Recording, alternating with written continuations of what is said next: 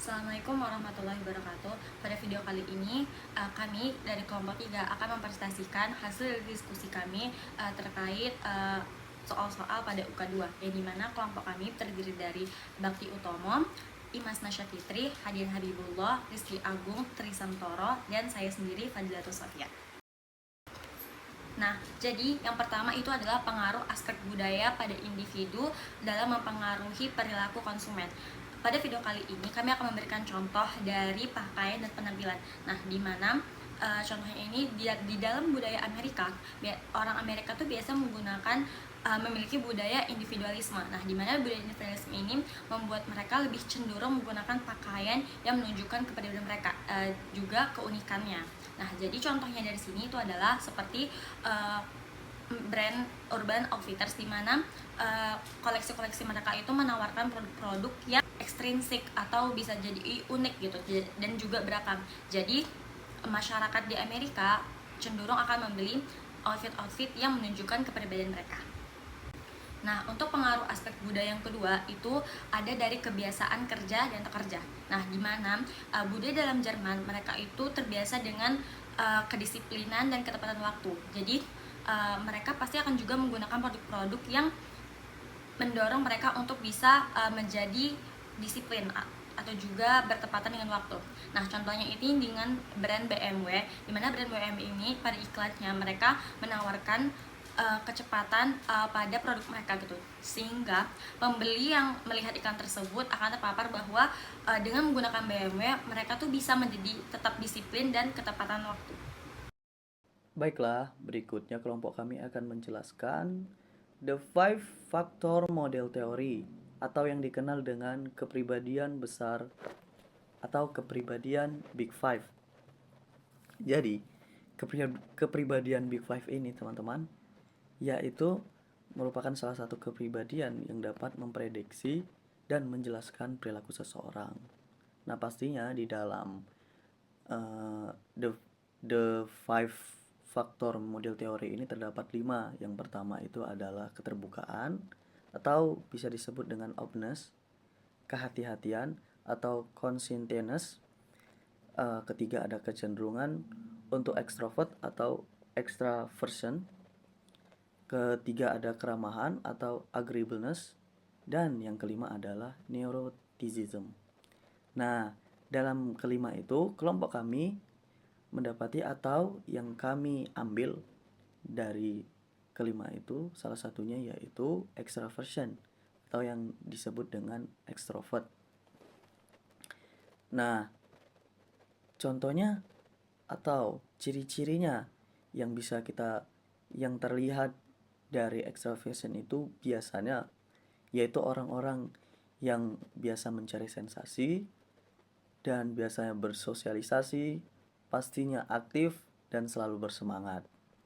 Nah, kemudian berikutnya teman saya akan menjelaskan contoh dari extraversion dan beberapa akan menjelaskannya dengan menggunakan menambah contohnya. Dan selanjutnya dari contoh gambar tersebut, ekstrovert seringkali mengikuti tren terbaru dan memilih produk yang menonjol kepribadian mereka. Mereka ingin lebih memilih pakaian bermerek, aksesoris yang unik, atau gadget terbaru untuk menunjukkan gaya hidup mereka. Seperti gambar tersebut, ekstrovert dapat mengubah penampilan dengan outfit-outfit yang kekinian dan stylish dengan gaya hidup mereka. Sedangkan ekstrovert lebih memprioritaskan kenyamanan daripada mengikuti tren semata.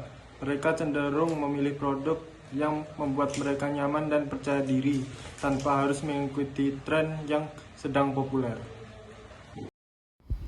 Oke, di sini saya akan menjelaskan tentang keuntungan memahami pengetahuan konsumen.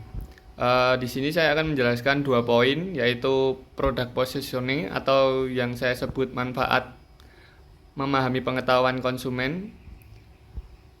Terus habis itu finding potential threat atau yang saya sebut identifikasi ancaman pesaing. Yang pertama di sini saya akan menjelaskan tentang product positioning atau manfaat memahami pengetahuan konsumen, pengembangan produk yang tepat.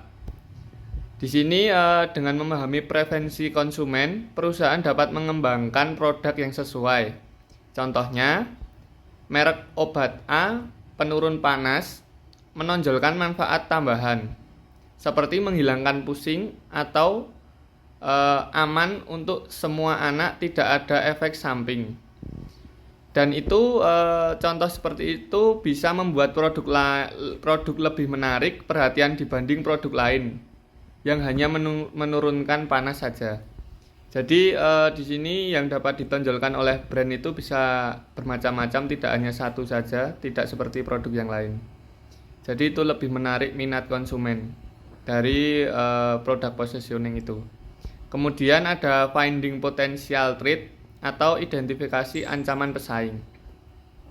Di sini perusahaan dapat menganalisa pasar dan bagaimana para kompetitor lainnya yang membuat brand yang sama.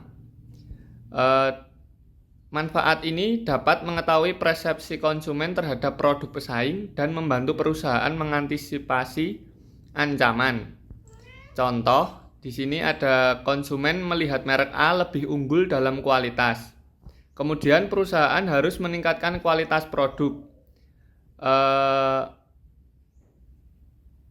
Yang dimaksud di sini contoh itu tadi, jika konsumen melihat merek A lebih unggul dalam kualitas, perusahaan harus lebih kompetitif lagi, lebih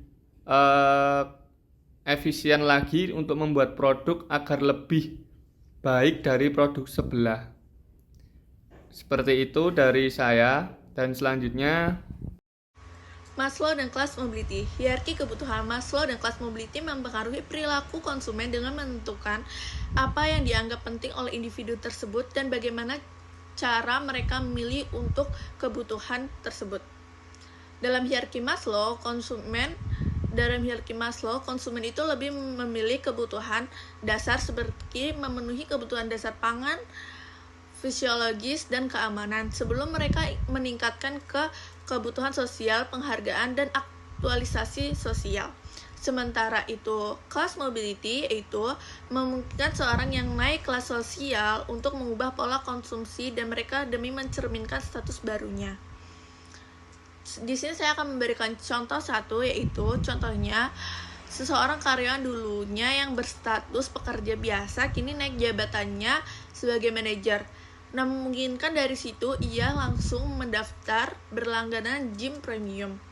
Bukan hanya untuk kesehatan beliau saja, tetapi itu juga untuk meningkatkan dan menonjolkan, memperlihatkan status sosialnya bahwa ia sekarang telah menjadi manajer.